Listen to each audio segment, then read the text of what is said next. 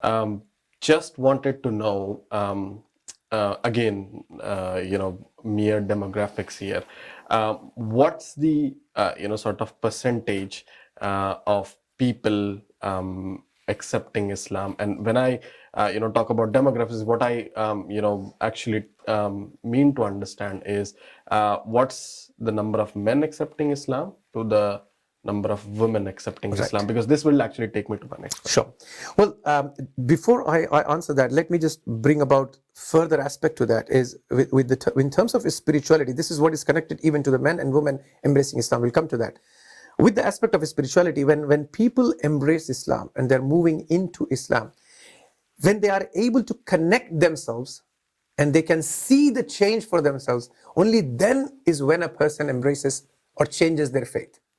So when we come to this point of people embracing Islam, when people understand something, when people have a firm belief in something, when they do see a change in their life, when they see a miracle in their life, or when they can clearly intellectually understand the perspective of a faith, that is when they turn and embrace Islam.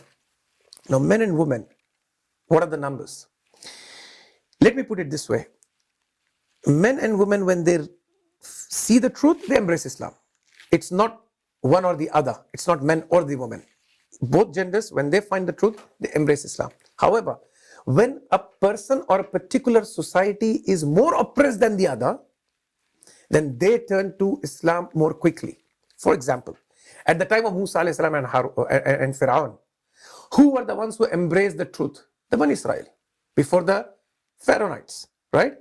Before the people who followed Fir'aun. Why? Because these were the subjugated and the oppressed people. When they saw the equality offered by Musa alayhi salam, so they embraced the religion of God. At the time of Prophet Muhammad sallallahu alaihi wasallam, the first few ones who embraced Islam, or the bulk or the majority ones who became Muslim in the early days, included those who were the poor in the society. Why? There was a concept of slavery at that time. And when they saw that the master and the slave have both equal position in the sight of God, then it was the slaves who were embracing Islam one after the other. The same in America, when we talked about earlier about Malcolm X and Muhammad Ali, the black Americans were embracing Islam in herds, in large numbers. Why? Because they could see the equality offered in Islam, that Islam was able to curb racism of the society, was able to challenge this narrative of the white man's superiority or supremacy over the others.